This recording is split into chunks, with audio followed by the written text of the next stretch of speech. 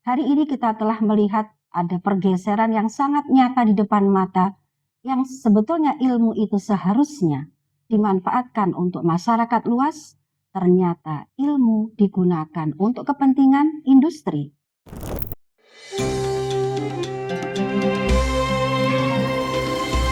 Assalamualaikum warahmatullahi wabarakatuh. Alhamdulillahirabbil alamin, wassalatu wassalamu ala sayyidina Muhammad wa ala alihi wa sahbihi ajmain. Alhamdulillah sahabat muslimah, Allah berikan kenikmatan kepada kita semua dipertemukan kembali dengan bulan Ramadan, bulan yang penuh dengan rahmat, ampunan, dan lipat ganda pahala.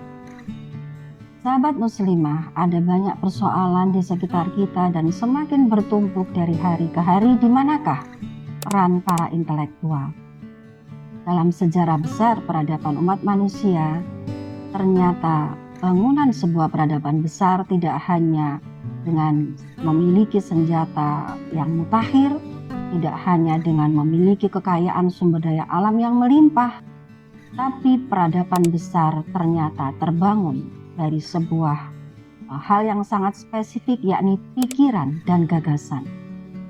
Rasulullah Muhammad SAW mencontohkan bagaimana beliau melakukan perubahan secara fundamental terhadap masyarakat jahiliyah, melesat menjadi sebuah peradaban yang dibangun dari perubahan pikiran dan gagasan, dari konsep yang sebelumnya mengacu pada konsep yang jahil, kemudian diubah Rasulullah dengan pikiran dan gagasan yang mengacu kepada Islam.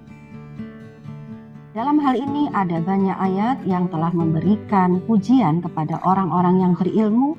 Salah satunya bisa kita lihat dalam Quran surat Al-Mujadilah ayat 11. Bismillahirrahmanirrahim. Yarfa'illahu alladhina amanu minkum walladhina utul ilma darajat. Dan Allah mengangkat orang-orang yang beriman di antara kalian dan orang-orang yang berilmu beberapa derajat.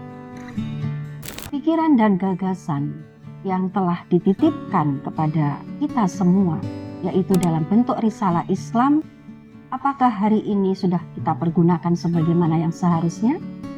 Faktanya sahabat muslimah, kita lihat ukuran kesuksesan seorang intelektual di era peradaban yang tidak dikuasai oleh peradaban Islam, tapi dunia hari ini berada dalam peradaban kapitalisme sekuler. Kesuksesan seorang intelektual diukur dari berapa banyak jurnal publikasi yang dia terbitkan, berapa banyak proyek yang dia kerjakan, bagaimana posisinya secara global. Sementara Islam mengajarkan ilmu melekat dengan rasa tanggung jawab. Dalam sejarah peradaban khilafah Islam, kita lihat bagaimana sosok para ulama, para cendekiawan, para pemikir, mereka berada di garda terdepan untuk mengingatkan mana yang hak, mana yang batil, mana yang benar, mana yang salah, mana regulasi yang telah melenceng jauh dari Islam, dan bagaimanakah seharusnya regulasi Islam itu ditegakkan. Maka tentu pertanyaan besarnya di sini, sudahkah peran itu kita jalankan? Dalam hadis disebutkan, afdhalul jihad kalimatu haqqin inda sultan jair. Afdhalul jihad, jihad yang paling utama adalah ketika seseorang mengucapkan kalimat yang hak di depan penguasa yang zalim. Rasa takutnya kepada Allah mengalahkan segalanya. Kanan dari penguasa, kanan dari rezim, agar dia tidak menyampaikan kebenaran, tidak membuatnya gentar untuk menyampaikan yang hak di hadapan yang batil.